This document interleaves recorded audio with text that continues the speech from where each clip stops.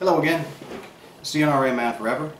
I've got yet another new item in the collection to showcase.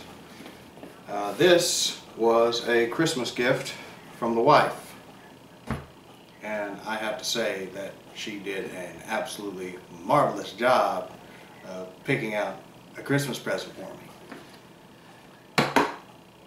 I have wanted one of these, not necessarily this specific model, but one of these in general, ever since I first got into firearms and history in general.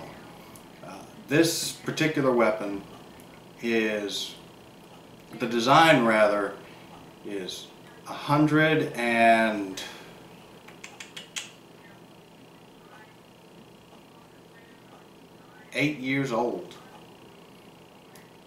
It has been 100% unchanged in form and function, with a few minor variations here and there, depending on the specific manufacturer and model of the weapon. It served as the primary sidearm of the greatest military in the entire world, the United States of America, from the year of its invention until the mid-80s. It saw action in World Wars I and II, Korea, as well as Vietnam, and to a limited extent Desert Storm. And it is finally re-entering the arsenal of America's fighting forces to a limited degree in the form of certain special operations teams. MARSOC, the Air Force Special Forces, if I'm remembering correctly.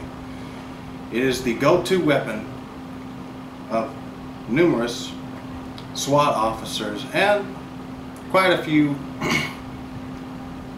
Texas Rangers, sheriffs, detectives, and in my humble opinion, the best damn weapon that John Moses Browning ever designed.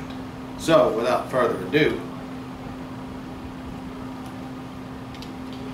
the Kimber Raptor Custom 2.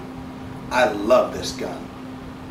It is a full-size government variant 1911.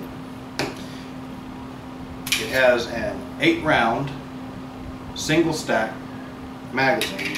As you can see, it is finished in a stainless finish. The thing that is so cool about this weapon is the fact of the design of it, the cosmetics of it.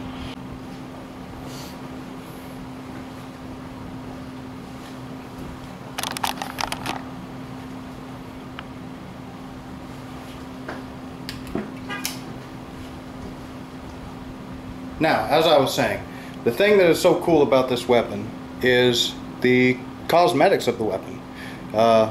In keeping with the whole Velociraptor theme of this handgun, instead of the standard checkering on the wooden grip, Kimber has added more of a scale pattern, and they carried that through to the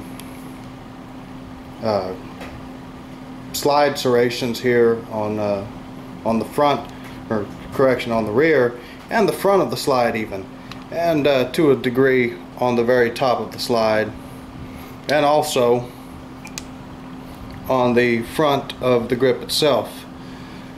This is a very smooth shooting handgun. It has it has night sights, so that is a definite plus with me. I love my night sights.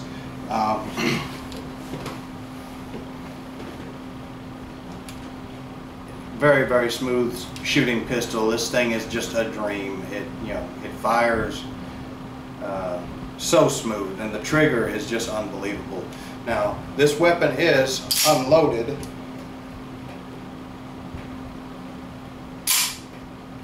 And like any other 1911 out there, it is a standard single action firing mechanism. The trigger will only fire the weapon. It will not cock the hammer, it will only fire the cocked hammer. I do carry this thing with one in the chamber and the hammer back. Now the retention strap on my holster,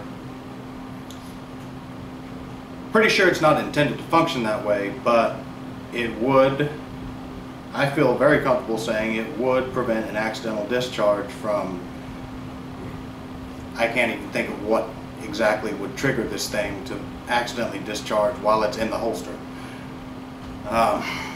Very, very smooth hammer, very smooth trigger. I mean, there's hardly any. It's right on the edge of what I am comfortable with in a carry gun as far as the smoothness and the weight of the trigger. So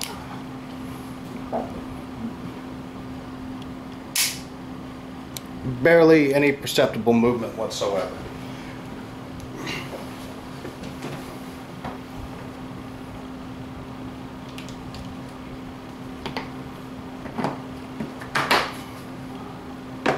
I carry this thing in a Goodrich & Gold model 803 3-slot pancake holster. This is identical to the leather holster that I carry my Glock in, with the exception of obviously the color and the fit for the firearm. Same holster, same retention mechanism, which is your basic level 1 retention of the thumb brake snap. And when the weapon is in the holster, as I was stating earlier,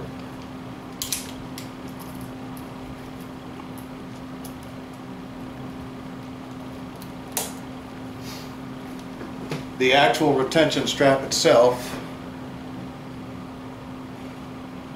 makes it pretty well impossible for this thing to go off so long as it's still, still snapped.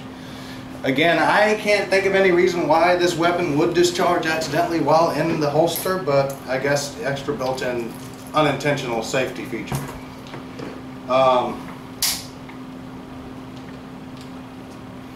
For the extra magazine that I self-mandate, I have a second identical 8-round magazine, same thing that's in the gun that I pulled out a second ago.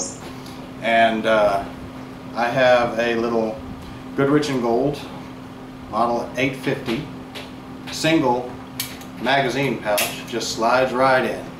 And it's got a little retention screw right there. It's a little machine screw head. And you can tighten this to tighten the grip against the holster or against the magazine, or loosen it depending on how much you tighten or loosen this screw.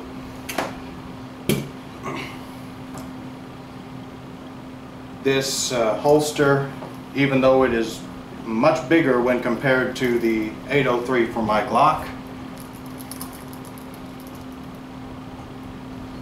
it is still an equally comfortable holster. I can, at the moment, this is my only holster for this 1911.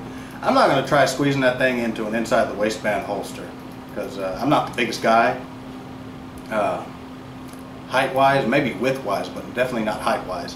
So I don't really, my body type doesn't really conform well to trying to conceal this this 5-inch barreled beast, but with a good baggy shirt like this one, I can very easily and effectively conceal this weapon in this holster with no problems whatsoever.